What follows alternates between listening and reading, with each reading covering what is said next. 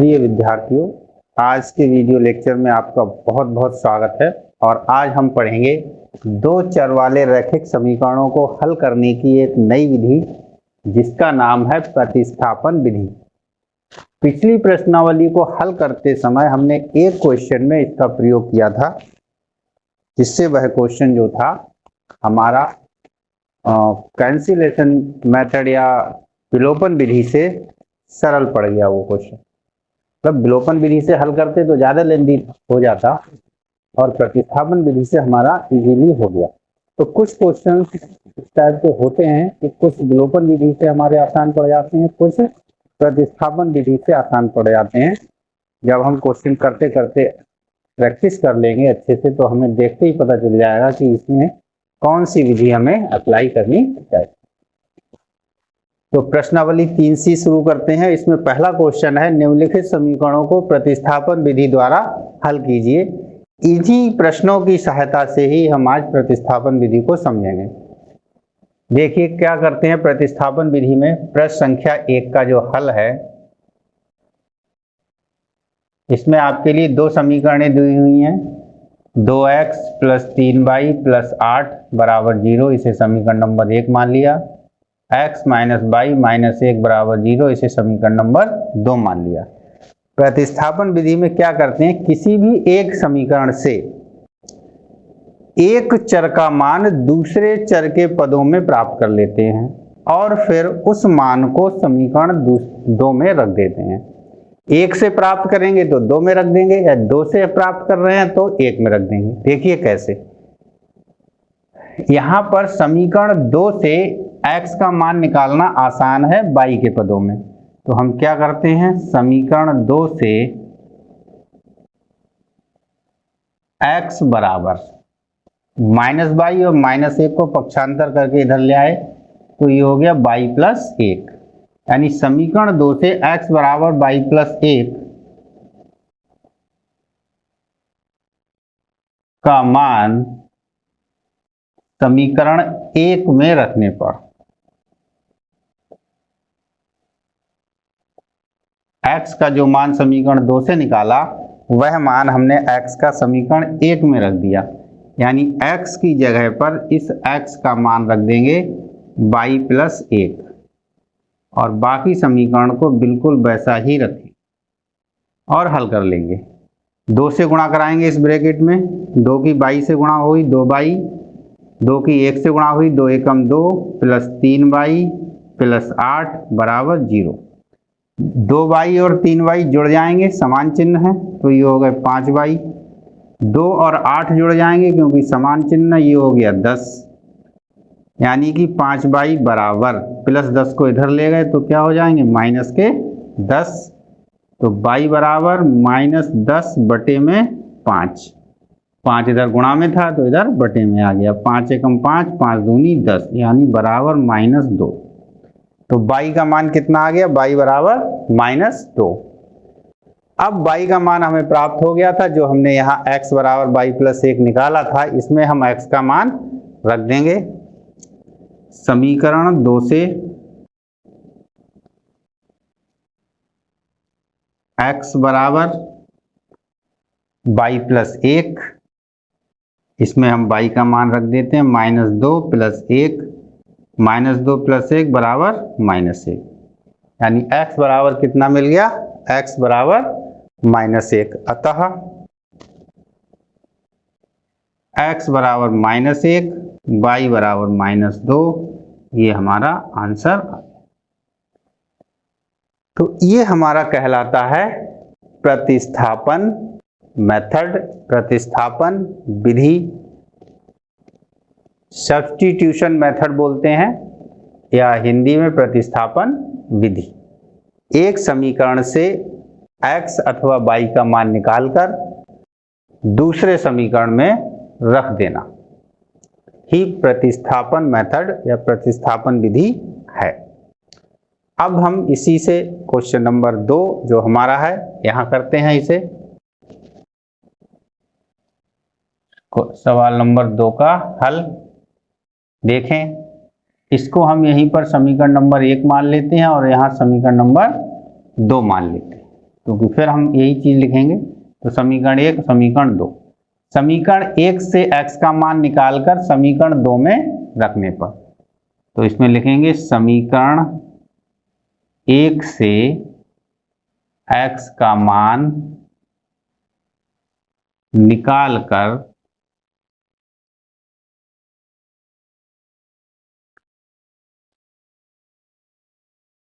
समीकरण 2 में रखने पर।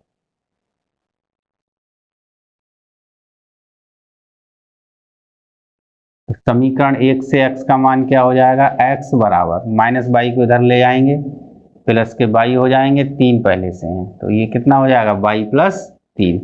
अब यह मान जो है आप समीकरण 2 में रख देंगे। तो यहाँ लिख दो समीकरण 2 से,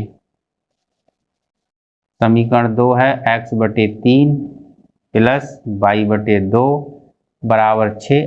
x की जगह बाई प्लस 3 लगाना है तो यहाँ हम बाई प्लस 3 रखें। ठीक है, अब इसे हम हल करते हैं। हल करने का भाई सीधा सीधा तरीका है, लासा ले लो, 3 और 2 का लासा 6, 3 से भाग दिया, 2 बार गए, 2 की गुणा यहाँ करा देंगे तो हो जाएगा 2 बाई प्लस 3 प्लस 2 तियां 6, 3 बार गए, 3 की बाई से गुणा करा देंगे, 3 बाई बराबर में 6। ठीक है, अब इसे हल कर लो, इसके नीचे 1 मान के तिरछी गुणा करा लो, तो यहाँ से 1 से गुणा कराएंगे तो यही रहना है, यानी इसको हम हल कर सकते हैं। यहाँ ब्रैकेट हल कर लो, 2 बाई और 2 तियां 6, या फिर तिरछी गुणा जो है अगली बार में करा लेंगे। 6 बराबर 6, इसे हल कर लेते हैं, 2 बाई प्लस 2 तियां 6 प्लस 3 बाई। ठीक, हल कर लो, 2 बाई और 3 बाई कितना हो गया, 5 बाई, 5 बाई प्लस 6 बटे 6 बराबर 6। ये भाग में इधर जाने पर गुणा में चला जाएगा, 5 बाई प्लस 6, इधर हमने 6 से गुणा करा दी, कितना हो गया 36, प्लस के 6 को इधर ले गए तो 5 बाई बराबर 36 माइनस 6, यानी कि 5 बाई बराबर 30। कितना आ गया, 5 बाई बराबर 30, जो कि दिख नहीं रहा है तो इसको हम इधर लिख ले रहे हैं, 5 बाई बराबर 30। ठीक, तो बाई बराबर 30 बटे 5, ये 5 जो गुणा में है इधर भाग में चलाया गया, 5 एकम 5, 5 अंका 30, तो बाई बराबर 6। बाई का मान 6 आ गया, बाई का मान यहाँ रख दो, इसे चाहो तो समीकरण 3 मान सकते हो। तो समीकरण 3 से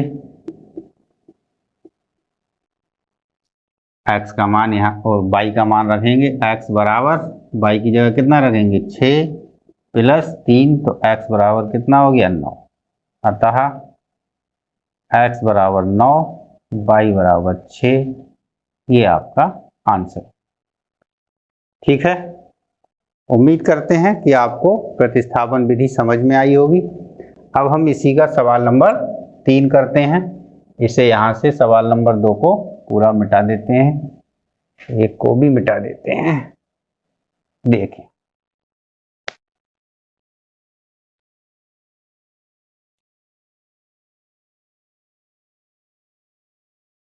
सवाल नंबर 3। सवाल नंबर 3 में x प्लस बाई बराबर 10 समीकरण नंबर 1 और 2x माइनस 3 बाई बराबर 0। देखिए क्या करते हैं, इसे समीकरण नंबर 2 मान लेते हैं। अब चाहो तो x समीकरण 1 से निकाल लो या समीकरण 2 से निकाल लो, तो आपकी इच्छा है। हम क्या करते हैं, समीकरण 1 से निकाल, समीकरण 1 से x का मान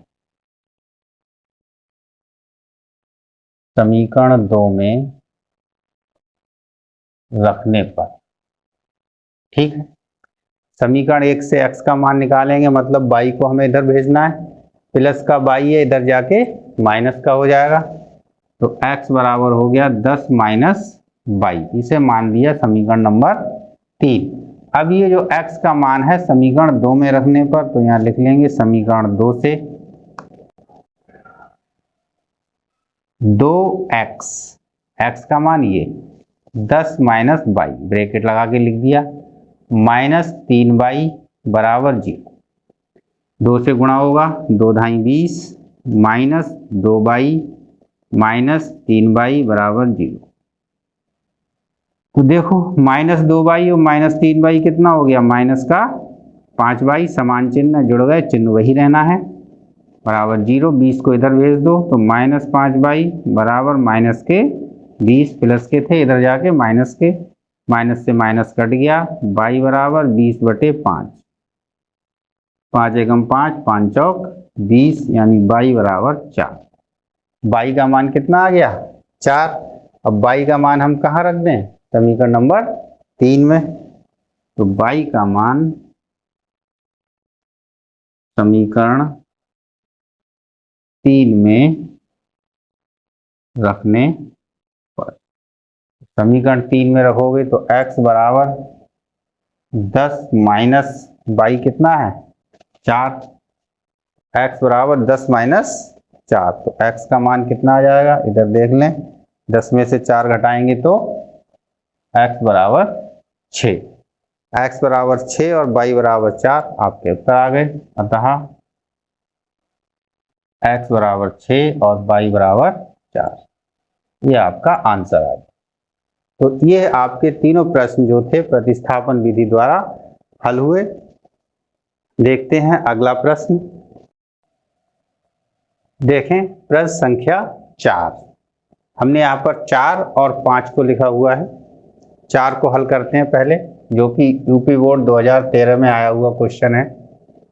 यहाँ पर y बराबर सीधे सीधे आपको दे रखा है 7 माइनस 4x/3, तो यहाँ पर अब x को निकालने की या y को निकालने की आवश्यकता नहीं है, y का मान सीधे x के पदों में रखा हुआ है, तो हम इसको सीधे उठा के समीकरण नंबर 2 में रख देते हैं। समीकरण 1 से y का मान समीकरण 2 में रखने पर, अब यहाँ निकालने की आवश्यकता नहीं है, तो हम सीधे सीधे y का मान यहाँ रख देंगे। 2x + 3, y का मान है 7 माइनस 4x/3 बराबर -1। ठीक, अब देखो ये बटे में 3 है और यहाँ गुणा में 3 है, तो ये 3 से 3 कट जाएगा, क्या बचेगा 2x प्लस, अब गुणा करने को कुछ नहीं बचा तो सीधे सीधे प्लस चिन्ह से ब्रैकेट खुल जाएगा, अब प्लस चिन्ह से ब्रैकेट खोलते हैं तो कोई परिवर्तन नहीं होता है, इसलिए +7 और -4x बराबर माइनस का 1। 2x और -4x को हल करोगे, ये प्लस के हैं माइनस के हैं, घट जाएंगे, अलग अलग चिन्ह होते हैं तो घटते हैं। 4x में से 2x घटा दिए 2x, और जो ज्यादा वाले का चिन्ह होता है वही बचता है। +7 को बराबर के इधर भेज देते हैं, -1 पहले से, +7 को इधर भेजेंगे तो -7, यानी -2x बराबर -1 -7 -8, माइनस से माइनस कट गया, तो x बराबर कितना बच गया 8/2, 2 एकम 2, 2 चौक 8, यानी कि x बराबर 4 आ गया। सही है। अब x का मान क्या करो, समीकरण 1 में रख दो। x का मान समीकरण 1 में रखने पर, अब x का मान हम समीकरण 1 में रखते हैं तो y बराबर कितना आएगा 7 माइनस 4, x का मान रखेंगे 4, 4 गुणा 4, x की जगह पर बटे में 3, हल करिए, 7 माइनस 4 और 4 की गुणा 16/3, और 7 में से 16 हमने घटा लिए तो कितने बच गए माइनस के 9/3, 3 से काट लो, 3 एकम 3, 3 तिया 9 बराबर -3। ठीक, तो ये हमें कितना मिल गया, y का मान -3। अतः x बराबर 4 और y बराबर -3, यही आपका आंसर होगा। यानी इन दोनों समीकरणों का हल क्या निकल के आया, x बराबर 4 और y बराबर -3। प्रतिस्थापन विधि, देखिए यहाँ पर कितना सरल रहा। यहाँ अगर विलोपन विधि लगाते तो हमें पहले दोनों समीकरणों को ax प्लस by बराबर c के रूप में ले जाना पड़ता, फिर हम और आगे बढ़ते। तो यदि कहीं पर सीधे सीधे y और x का मान दिया है तो प्रतिस्थापन विधि सीधे लगा दो, ठीक है, आसान रहती है। अब देखिए सवाल नंबर 5। प्रश्न संख्या 5 में आप मान निकाल के दूसरी समीकरण में रखें, यही प्रतिस्थापन विधि है। तो इसे मान लेते हैं समीकरण नंबर 1 और इसे मान लेते हैं समीकरण नंबर 2। समीकरण 1 से यहाँ y का मान निकालना आसान रहेगा क्योंकि y यहाँ पर अकेला है। y का मान ठीक निकाल लिया हमने, तो y का मान क्या होगा, माइनस y बराबर 3 माइनस 3x। इस 3x को इधर भेज दिए, माइनस हटाना है तो माइनस से समीकरण में गुणा करा दो, तो y बराबर माइनस 3 प्लस 3x। ठीक, ये y का मान आ गया। इसे समीकरण 3 मान लो। y का मान समीकरण 2 में रख दो क्योंकि हमने कहाँ से निकाला है, 1 से निकाला है। तो यह y का मान समीकरण 2 में रखने पर, समीकरण 2 में रख दिया हमने। ये रही समीकरण 2, जहां पर y है वहां y का मान लगा देंगे, यानी 9x माइनस 3, y की जगह माइनस 3 प्लस 3x बराबर 9। तो ये हो गया 9x। माइनस से खोलेंगे ब्रैकेट को माइनस 3 से, तो अंदर के चिन्ह बदल जाएंगे आपके। तो माइनस और माइनस प्लस 3 तिया 9, माइनस प्लस माइनस 3 तिया 9x बराबर 9। तो यहाँ देखो 9x से 9x कट गए, यहाँ भी कुछ नहीं बचा, और इस 9 को इधर लाओगे तो ये भी 9 से 9 कट जाएगा, यानी हमारा जो x है वही गायब हो गया। तो यहाँ पर क्या होगा, जब x ही पूरा कट गया तो यहाँ आप किसी का भी मान नहीं बता सकते कि यहाँ पर क्या मान होगा। अब यहाँ पर हमें क्या करना पड़ेगा, हमें ये देखना पड़ेगा कि समीकरणें कैसी हैं। तो ये जो हमने स्टार्टिंग में पढ़े थे अनुपात a1 बटे a2, b1 बटे b2 और c1 बटे c2, ये हमें निकालने पड़ेंगे। देखें ax प्लस by बराबर c, ax प्लस by बराबर c के रूप की समीकरणें हैं, यानी x का गुणांक a, y का गुणांक b और ये नियतांक c। तो a1 कितना हो गया 3, a2 कितना हो गया 9, b1 हो गया -1, b2 हो गया -3, c1 हो गया 3 और c2 हो गया 9। तो यहाँ देखें 3 एकम 3 और 3 तिया 9, माइनस से माइनस कट गया, 3 एकम 3 और 3 तिया 9। तो ये आया 1/3, 1/3, 1/3, यानी कि ये अनुपातों में इस तरीके से तीनों बराबर आ गए। अब यदि तीनों बराबर आ गए अनुपातों में, अर्थात इस समीकरण के कितने हल होंगे, अनंत हल होंगे। जब अनंत हल होंगे तो हम इसमें 1 या 2 हल नहीं बता पाएंगे, ठीक है। तो यहाँ पर हमारे अनंत हल हो जाएंगे क्योंकि यहाँ प्रत्येक चीज खत्म हो रही है। ये 9x से 9x कट गए, अब इधर 9 बराबर 9 बचा। जब इसको ये भी 9 से 9 क्या होंगे, कट जाएंगे, तो कुछ भी नहीं बच रहा, सब कट रहा है। तो यहाँ पर कितने हल हो जाएंगे, अनंत हल हो जाएंगे। इस तरीके से हम देखेंगे। अब यदि प्रश्न में कहीं पूछ रहा होगा कि इसमें कितने हल होंगे, तो आपको इस तरीके से बताना पड़ेगा। और वो कह रहा है हल करिए, तो आप कहेंगे कि यहाँ पर अनंत हल होंगे, अर्थात हम x और y में समीकरण को हल नहीं कर सकते। इसके बाद प्रश्न संख्या देखते हैं 6 और 7। देखें प्रश्न संख्या 6, x प्लस 2y माइनस 4 बराबर 0, 2x प्लस 4y माइनस 12 बराबर 0। तो यहाँ देखने में ही दिख रहा है x में 2 की गुणा कर दी 2x मिल गया, यहाँ 2 की गुणा कर दी तो 4 मिल गया, यानी गुणांकों में आपको एक अनुपात मिल रहा है। हल ज्ञात करने के लिए हमारे पास कंडीशन ये होनी चाहिए थी a1 बटे a2 बराबर नहीं है b1 बटे b2। तो इसमें क्या होता था, एक हल, एक सॉल्यूशन आपको मिलता था, यानी x का एक मान और एक मान y का। अब इसमें यदि हम अनुपातों की तुलना कराएं तो a1 बटे a2 कितना है, 1 बटे 2, b1 बटे b2 कितना है, 2 बटे 4, 2 एकम 2, 2 दूनी 4, यानी 1 बटे 2, b1 बटे b2। और c1 बटे c2 कितना है,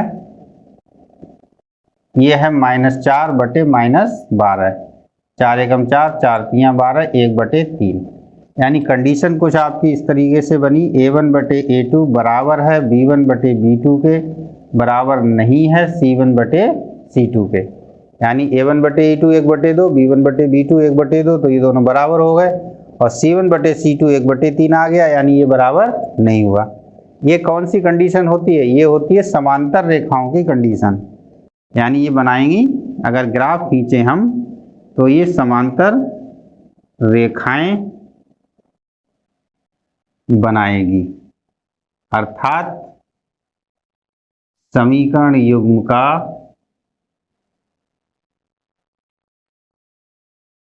कोई हल नहीं होगा। ठीक, तो ये रफली हम देख सकते हैं कि यहाँ पर हल होगा या नहीं। अगर ये कंडीशन मिलती है तो एक हल होगा, और इसके अलावा अगर दो कंडीशन जो होती हैं, एक में अनंत हल होते हैं, वहाँ भी हम नहीं निकाल पाते, और जहाँ पर एक भी हल नहीं होता वहाँ पर भी नहीं निकाल पाते। यहाँ अगर हम इसे सॉल्व करने जाएंगे तो जो चर है x या y में जब भी हम हल करेंगे तो वो दोनों पूरे पूरे कट जाएंगे। आप इसे हल करके देख सकते हैं। यहाँ से x का मान निकालिए, समीकरण 1 से x का मान निकाल के समीकरण 2 में रख दीजिए, देखिए क्या होता है, प्रयोग करके देखिए इसका। प्रश्न संख्या 7 में इसे समीकरण नंबर 1 मान लेते हैं, समीकरण नंबर 2 मान लेते हैं, और इसको हल करते हैं। देखिए यहाँ पर प्रतिस्थापन विधि में हमें क्या करें, यहाँ से y का मान निकालना है। y का मान निकाल के हम कहीं पर समीकरण 1 में रख देंगे। तो समीकरण 2 से y का मान पूरा लिखना चाहे पूरा लिख दें, निकाल कर समीकरण 1 में रखने पर। तो यहाँ से -y बराबर 9 - 4x, प्लस के 4x इधर लाएंगे तो माइनस के 4x हो जाएंगे। अब माइनस हटाना है हमें, तो माइनस की गुणा करा दी बाई, यहाँ माइनस की गुणा कराई माइनस का 9, यहाँ माइनस की गुणा कराई प्लस का 4x। अब ये जो बाई का मान है वो हम समीकरण 1 में रख देते हैं। तो यहाँ लिख लो, बाई का मान समीकरण 1 में रखने पर, y का मान समीकरण 1 में रखो, 2x था आपके पास, प्लस के 3, y की जगह रख दो ब्रैकेट लगा के, -9 प्लस 4x बराबर 1। 2x 3 की गुणा कराएंगे, यहाँ प्लस 3 से गुणा कराएंगे तो अंदर के चिन्ह नहीं बदलेंगे, +3 माइनस आया, 9 तियां 27, और यहाँ प्लस और प्लस की गुणा हो गई, 3 चौक 12x बराबर 1। 12x प्लस 2x कितना हो गया, 14x, और माइनस के 27 को इधर भेज दो तो 1 प्लस 27, 14x बराबर कितना हो गया, 28, x बराबर 28 बटे 14, x बराबर 28 बटे 14, काटिए आप, 14 एकम 14 और 14 दूनी 28, यानी x का मान कितना आ गया, 2 आ गया। ठीक है, x बराबर 2। अब x का मान कहाँ रख दो, जहां हमने y को निकाला है, इससे हम क्या दे दें, समीकरण नंबर 3। तो यहाँ लिखो, x का मान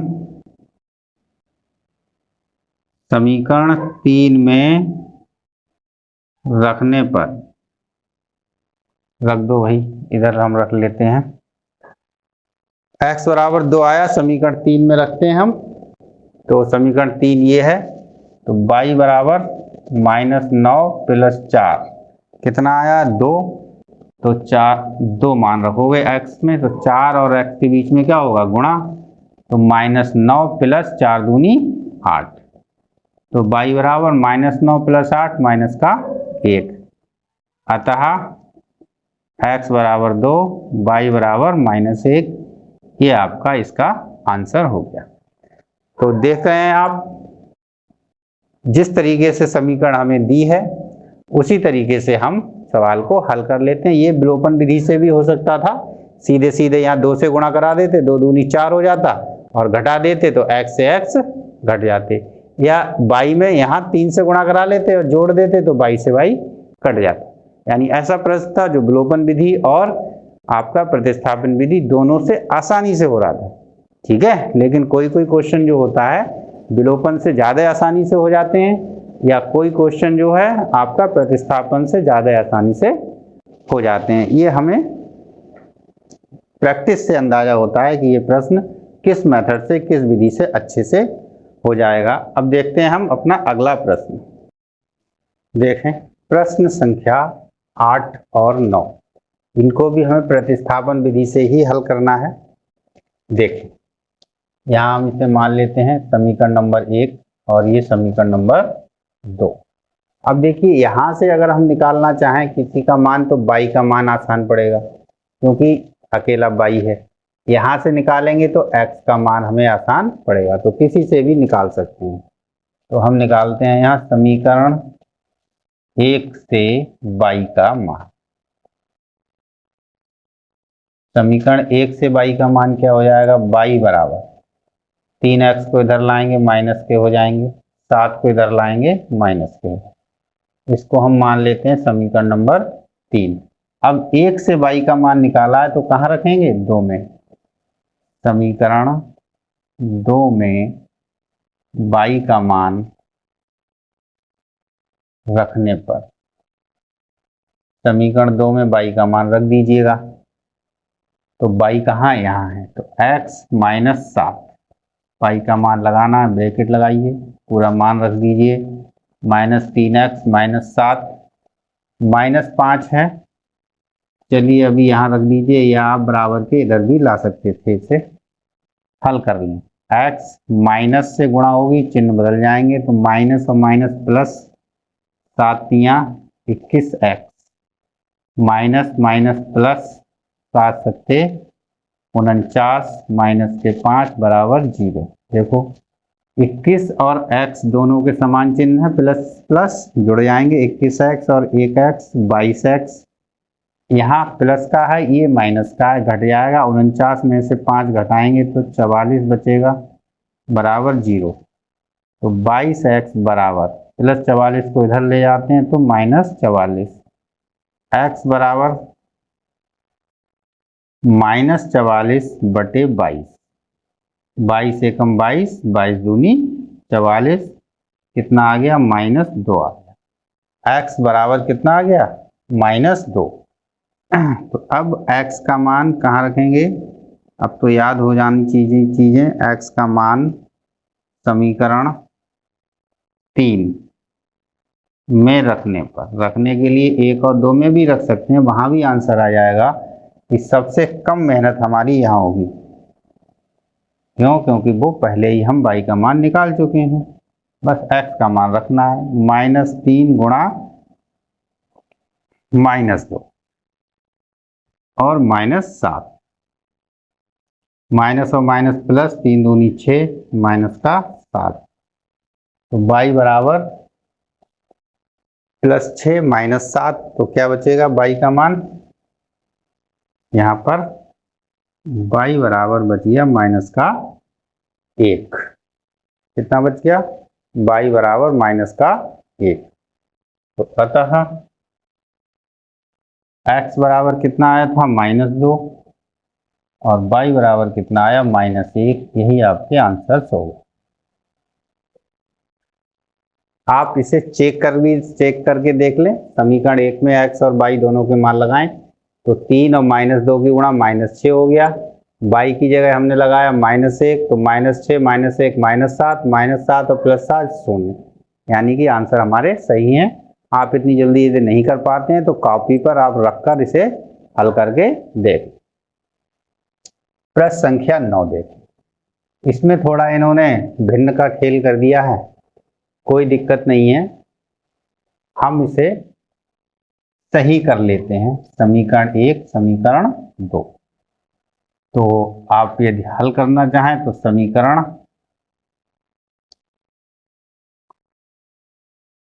1 या सीधे सीधे निकालो, मत करो उसे। समीकरण 2 से सरल पड़ेगा हमें x या y का मान निकालना। 2 से x का मान, तो समीकरण 2 में हमें क्या करना है, x/3 प्लस y/2 बराबर 13/6। लासा ले लीजिएगा, 6 3 दूनी 6 तो 2x हो गए, 2 तियां 6 तो 3y हो गए बराबर 13/6।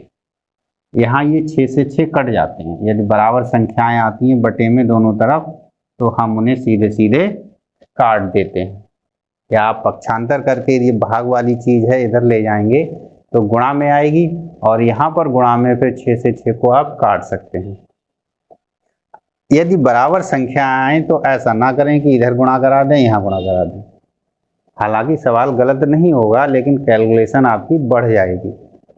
ये थोड़ा सा नियम दिमाग में डाल लें कि यदि दोनों तरफ बटे में बराबर संख्याएं हैं तो हम उन्हें सीधे सीधे पूरा पूरा काट देते हैं। तो इधर हमारा क्या बचा, 2x प्लस 3y बराबर 13। तो यहाँ से हम 2x बराबर 13 माइनस 3y, x बराबर 13 माइनस 3y/2। ये हमारा x का मान निकल के आया समीकरण 2 से।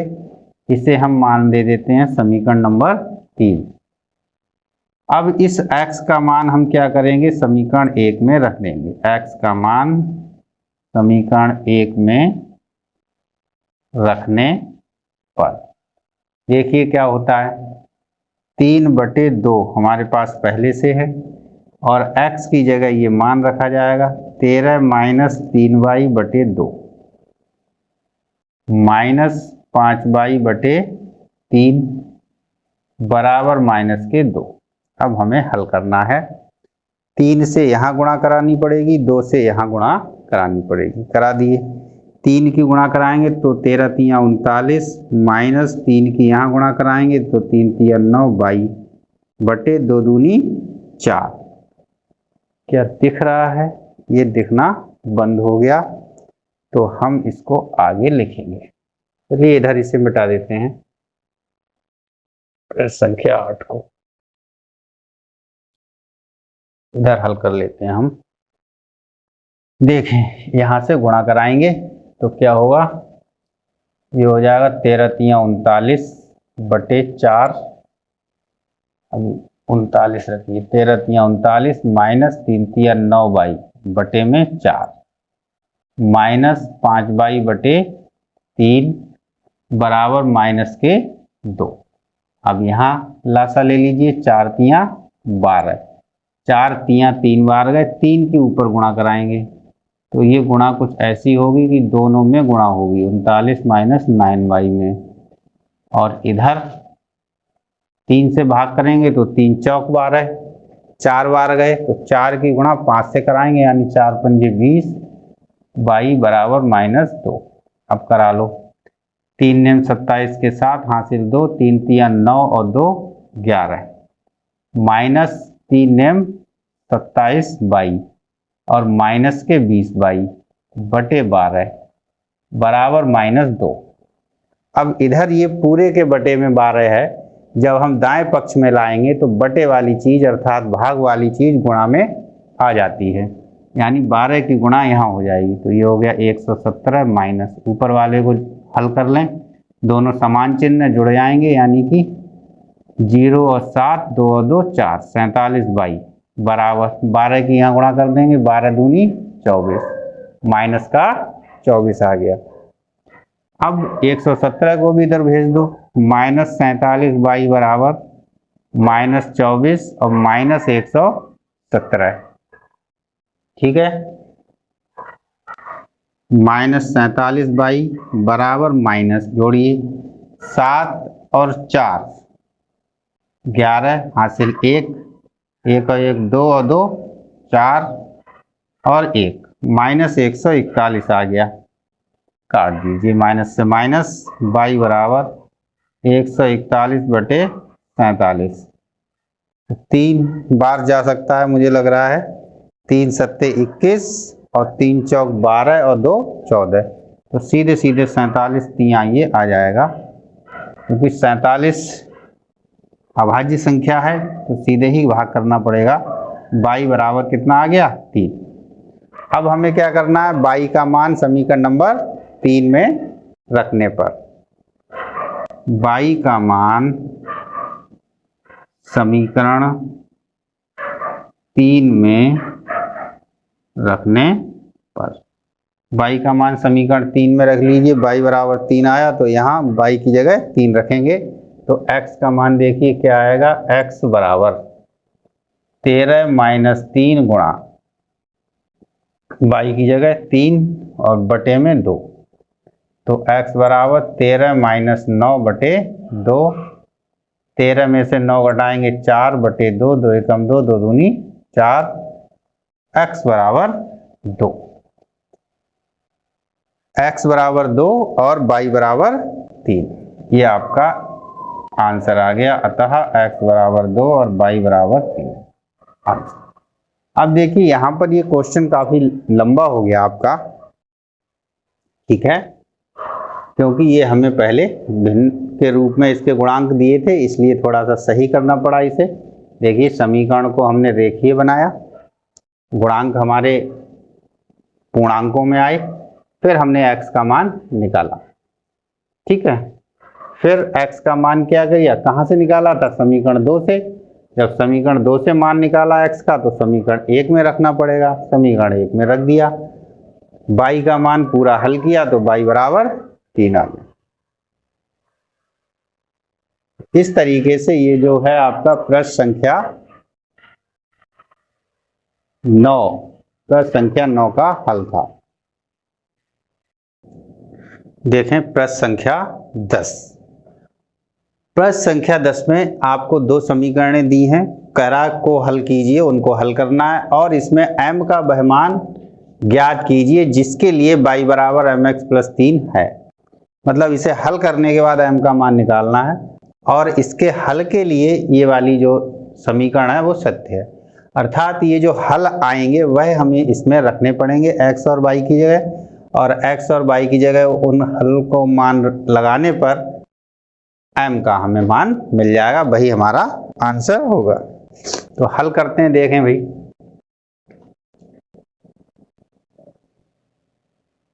दो x + 3y बराबर 11 और 2x - 4y बराबर -24, समीकरण नंबर 1, समीकरण नंबर 2।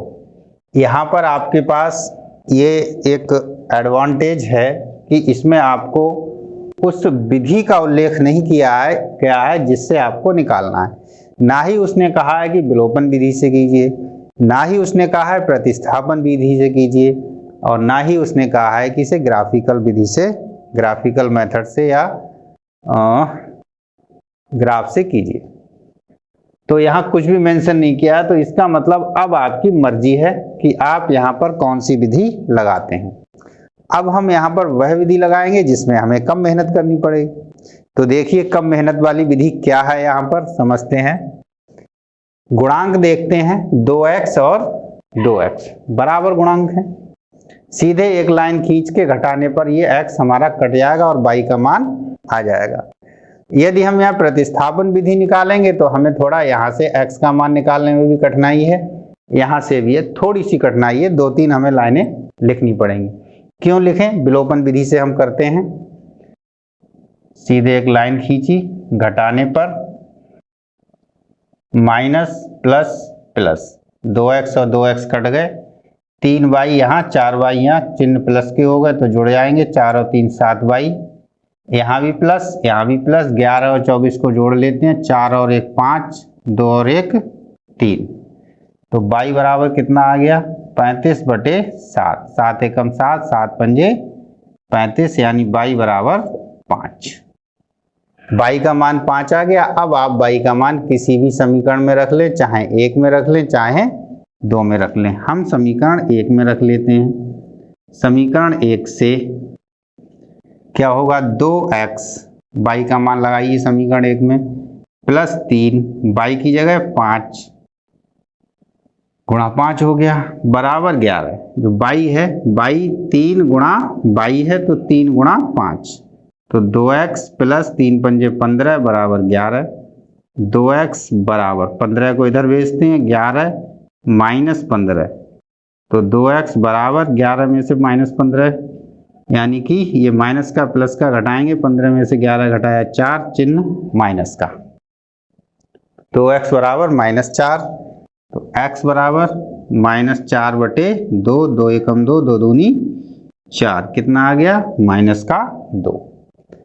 तो यहाँ लिखें अतः x बराबर -2 और y बराबर 5। तो ये क्या आ गए, दोनों समीकरणों के हल आ गए। अब हमें m का मान ज्ञात करना है, तो m का मान ज्ञात करने के लिए y बराबर mx, तो y बराबर mx प्लस 3 में x, y के मान रखने पर, x और y के मान हम यहाँ पर रखते हैं। देखें, y की जगह 5 रखना है, m गुणा x की जगह -2 रखना है, प्लस 3,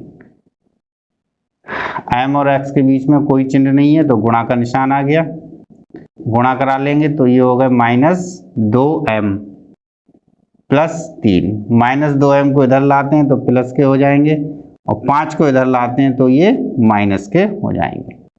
3 तो यही है ही है और इस 5 को इधर ले गए तो माइनस के हो गए। दोबारा से समझ ले, इस बराबर का चिन्ह है, माइनस के 2m को बराबर के इधर लाएंगे, प्लस के हो गए, 3 जहां है वहीं रहे तो चिन्ह में कोई परिवर्तन नहीं हुआ, प्लस के 5 थे उधर को ले गए, माइनस के 5 हो गए, तो 2m बराबर -2, m बराबर -2/2, 2 से 1 2, -1, यानी m बराबर -1। यही आपको बताना था m का मान। तो यहाँ पर आपकी ये प्रश्नावली कंप्लीट होती है, प्रश्नावली 3C। और इसी के साथ हम उम्मीद करते हैं कि प्रतिस्थापन विधि आपको बहुत अच्छे से समझ में आई होगी और थोड़ा ये भी समझ में आया होगा कि हम कहाँ पर विलोपन का प्रयोग करें, कहाँ पर प्रतिस्थापन का प्रयोग करें। ठीक है, तो ठीक है, आपकी प्रश्नावली 3C समाप्त होती है। आगे हम अगली अभ्यास को देखेंगे, अगले मेथड को देखेंगे। तब तक के लिए पढ़ते रहिए और खुश रहिए। धन्यवाद।